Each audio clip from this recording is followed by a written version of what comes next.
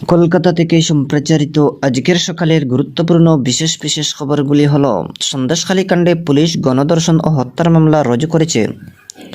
নেজাট থেকে গ্রেফতার অন্যতম অভিযুক্ত তৃণমূল নেতা শিবপ্রসাদ হাজরা। অন্যদিকে সন্দেশখালীর পরিস্থিতি বর্তমানে শান্ত বলে দাবি করেছে পুলিশ। এদিকে রাজ্য বিধানসভার বাজেট অধিবেশন কাল শেষ হয়েছে। অপরদিকে বীরভূম সফরে মুখ্যমন্ত্রী মমতা ব্যানার্জি কাল বোলপুর যাচ্ছেন। একাধিক প্রকল্পের উদ্বোধন ও শিলান্যাস করবেন তিনি। এদিকে কলকাতা পৌরসভায় কাল 112 কোটি টাকার গাটুতি বাজেট পেশ করেছেন মেয়র ফিরহাদ হাকিম। অন্যদিকে বিশিষ্ট অভিনেত্রী অঞ্জনা ভৌমিক প্রয়াত, শোক প্রকাশ মুখ্যমন্ত্রীর। এদিকে আইএসএল ফুটবলে নর্থ ইস্ট ইউনাইটেডকে 4-2 গোলে হারিয়ে দিয়েছে মোহনবাগান সুপার জায়ান্ট। এবারে শুনেন বিস্তারিত খবর। সন্দেশখালী কাণ্ডে পুলিশ গণধর্ষণ ও হত্যার চেষ্টার মামলা রুজু করেছে। ভবানী ভবনে কাল সাংবাদিক বৈঠকে রাজ্য পুলিশের ডিজি রাজীব কুমার বলেন, ম্যাজিস্ট্রেটের সামনে এক মহিলা গোপন জবানবন্দির ভিত্তিতে নতুন ধারা যুক্ত করা হচ্ছে অভিযুক্তদের বিরুদ্ধে। পুলিশের কাছে যেমন অভিযোগ আসবে সেই ভিত্তিতে পদক্ষেপের আশ্বাস দিয়েছেন। এদিকে সন্দেশখালীতে আইন শৃঙ্খলা পরিস্থিতি বজায় রাখতে যাবতীয় পর্যালোচনার পর কিছু জায়গায় 144 ধারা তুলে নেওয়ার সিদ্ধান্ত নেওয়া হয়েছে বলে ডিজি জানান। সন্দেশখালীর পরিস্থিতি বর্তমানে শান্ত বলে পুলিশ দাবি করেছে। কাল এক সাংবাদিক সম্মেলনে বসিরহাটের পুলিশ সুপার মেহেদি হাসান রহমান বলেন, রাজ্য পুলিশের ডিআইজি পদ মর্যাদার শীর্ষস্থানীয় আধিকারিকদের নেতৃত্বে একটি টিম সন্দেশখালীর মহিলাদের সঙ্গে কথা বলে তাদের অভিযোগের কথা শুনেছে। যৌন নির্যাতনের অভিযোগ থাকলে তা নির্ভয়ে পুলিশের কাছে জানানোর আর্জি জানিয়েছে পুলিশ সুপার। এলাকার শান্ত পরিবেশ বিঘ্ন ঘটানোর চেষ্টা হলে পুলিশ কড়া পদক্ষেপ নেবে বলে হুঁশিয়ারি দিয়েছেন তিনি। এদিকে সন্দেশখালী অন্যতম অভিযুক্ত তৃণমূল কংগ্রেস ব্লক সভাপতি শিবপ্রসাদ হাজারাকে পুলিশ গ্রেপ্তার করেছে। নেজাট থানা এলাকা থেকে তাকে পাকড়াও করা হয় বলে জানা গেছে। শিবপ্রসাদ ছাড়াও ধৃত উত্তম সর্দারের বিরুদ্ধে গণধর্ষণ হত্যার চেষ্টা অভিযোগ দায়ের হয়েছে। আজ শিবপ্রসাদ ওরফে শিবু হাজারকে আদালতে তোলা হবে। ধৃত উত্তর সর্দারকে কাল বসিরহাট আদালতে তোলা হলে 8 দিনের পুলিশ হেফাজত হয়েছে। এদিকে রাজ্য শিশু সুরক্ষা কমিশনের 6 সদস্যের একটি প্রতিনিধি দল কাল সন্দেশখালী যায়। গ্রামগুলির পরিস্থিতি খতিয়ে দেখার পাশাপাশি স্থানীয় মহিলাদের সঙ্গে কথা বলেন তারা। গত 10 ফেব্রুয়ারি পুলিশের বিরুদ্ধে একটি শিশুকে মায়ের কোল থেকে ছুঁড়ে ফেলা দেওয়ার অভিযোগ ওঠে। কমিশনের চেয়ারপারসনের নেতৃত্বাধীন প্রতিনিধি দ্বারা শিশুটির পরিবারের সঙ্গে কথা বলেন। পাশাপাশি উচ্চ মাধ্যমিক পরীক্ষার্থীদের কোনো সমস্যা হচ্ছে কিনা সে সম্পর্কেও তারা খোঁজ খবর নেন। এদিকে সন্দেশখালীতে সাধারণ মানুষের সঙ্গে কথা বলতে রাজ্যের 3 মন্ত্রী আজ সেখানে যাচ্ছেন। সন্দেশখালী 1 নম্বর ব্লকে নেজাট থানা এলাকায় সেহারা আর রাধানগরী গ্রাম পঞ্চায়েত স্থানীয় বাসিন্দাদের সঙ্গে রাজ্যের 3 মন্ত্রী ব্রাত্য বসু, পার্থ ভৌমিক এবং সুজিত বসু কথা বলবেন বলে সূত্রের খবর। এদিকে তৃণমূল কংগ্রেস স্থানীয় গ্রাম পঞ্চায়েতের সদস্যরা বাড়ি বাড়ি গিয়ে জমি লিজ বাবদ কাদের কত টাকা পাওনা রয়েছে তা নথিভুক্ত করেছে। অপরদিকে সন্দেশখালী 1 ও 2 নম্বর ব্লকের সমস্যার সমাধান জনসংযোগ কর্মসূচির নতুন পর্যায়ে আজ শুরু হচ্ছে।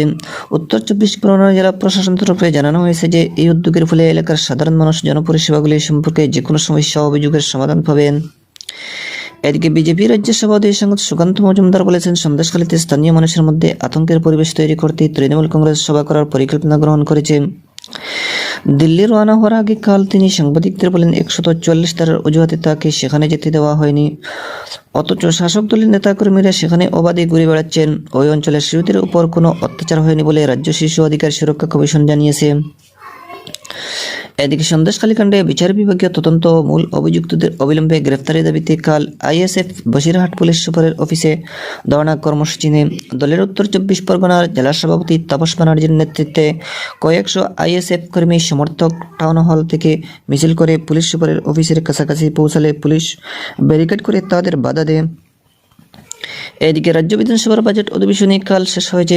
12 দিনের এই অধিবেশনে 2024-25 আর্থিক বছরের বাজেট পেশের পাশাপাশি একাধিক গুরুত্বপূর্ণ বিল পাশ হয়েছে। শুরু থেকেই সন্দেশখালী সহ নানা সাম্প্রতিক ইস্যুতে শাসক বিরোধী দ্বন্দ্বে বিধানসভা অধিবেশনে উত্তপ্ত হয়ে ওঠে। বিরোধী দলনেতা শুভেন্দু অধিকারী সহ 6 বিজেপি বিধায়ককে সাসপেন্ড হতে হয়। অধিবেশনের শেষ লগ্নে অধ্যক্ষ বিমান বন্দ্যোপাধ্যায় সহ তৃণমূল কংগ্রেসের পরিষদীয় নেতারা বিরোধীদের আচরণের সমালোচনা করেন। অধ্যক্ষ বলেন, বিরোধীদের উচিত বিধানসভাকে ব্যবহার করে নিজেদের বক্তব্যকে তুলে ধরা, কিন্তু তারা তা করেছেন না। বিধানসভা অভ্যন্তরের তারা যে ভূমিকা নিচ্ছেন তা কখনোই বাঞ্ছনীয় নয়। বিরোধী দলের রাজনৈতিক এজেন্ডা থাকতেই পারে, কিন্তু বিধানসভার মর্যাদার কথা বিরোধীদের মাথায় রাখা উচিত। শৃঙ্খলা বজায় রাখা উচিত। সবার কাজ ব্যাহত করাটা কার্যত নিয়ম হয়ে দাঁড়িয়েছে। পরিষদীয় মন্ত্রী শোভনদেব চট্টোপাধ্যায় বলেন, বিরোধীরা সভায় না থেকে বাইরে গিয়ে হইচই করতে বেশি পছন্দ করেন। বিধানসভাকে কদর্য রূপ দিচ্ছে বিরোধীরা। সরকার পক্ষের মুখ্য সচেতক নির্মল ঘোষও বিরোধীর আচরণ দুঃখজনক বলে মন্তব্য করেন। যদিও অধিবেশনের শেষ দিনে কাল বিরোধী কোনো সদস্যই বিধানসভায় উপস্থিত ছিলেন না। অধিবেশনের শেষে মন্ত্রী ইন্দ্রনীল সেনের দ্বন্দ্বের পুষ্পে ভরা গানটিতে সকলে গলা মেলান। এরপরে অধ্যক্ষ অধিবেশনের সমাপ্তি ঘোষণা করেন। এদিকে গাড়ির ফিটনেস সার্টিফিকেট নবীকরণ সহ বিভিন্ন ক্ষেত্রে রাজ্য সরকারের দেওয়া বিশেষ কর ছাড়ের ফলে মাত্র 1.5 মাসেরও কম সময়ে রাজ্য পরিবহন দপ্তর 106 কোটি টাকা রাজস্ব আদায় করেছে। পরিবহন মন্ত্রী স্নেহাশিস চক্রবর্তী কাল বিধানসভায় এই তথ্য জানিয়েছেন। চলতি বছরের 1 জানুয়ারি থেকে চালু হওয়া এই প্রকল্পের সুবিধা নিয়েছে 70,000 গাড়ির মালিক। এদিকে পথ কর বকেয়া মিটিয়েছে 90,000-এর বেশি। পারমিট রিনিউ বকেয়া থাকা 35,000 গাড়ির মধ্যে 10,000টি গাড়ি পুনর্নির্বীকরণ করিয়েছে। ছাড়ের সময়সীমাও আরও বাড়ানোর পরিকল্পনা রয়েছে বলে জানিয়েছে পরিবহন দপ্তর।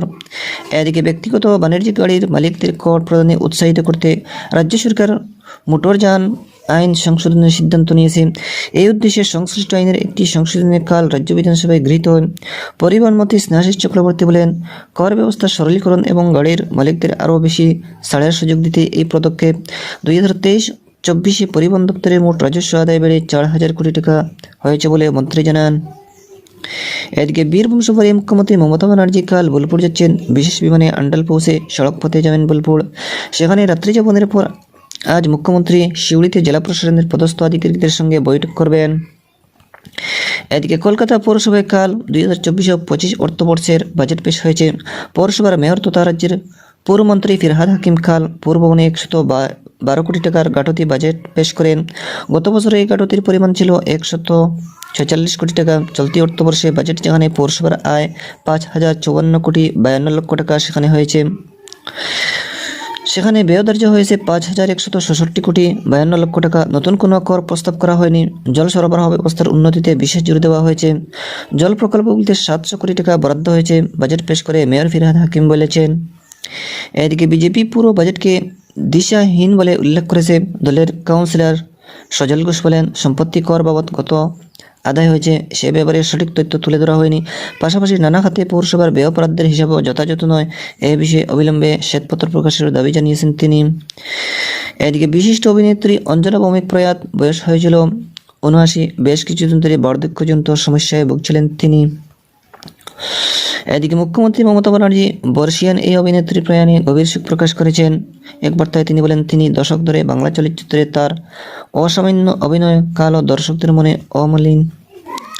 এদিকে কলকাতার SRFTI সভামঞ্চে শুরু হয়েছে 4 দিনের বাংলা আন্তর্জাতিক চলচ্চিত্র উৎসব 2024। অভিজিৎ পালের পরিচালনায় বাংলা চলচ্চিত্রে গৌরবময় অতীত তথ্যচিত্রের মধ্যে দিয়ে উৎসবের সূচনা হয়। জীবনকৃতি সম্মান তুলে দেওয়া হয় অভিনেতা চপল বাদুড়ির হাতে। দর্শক বন্ধুরা, আজকের সকালের গুরুত্বপূর্ণ বিশেষ খবর এখানেই সমাপ্তি।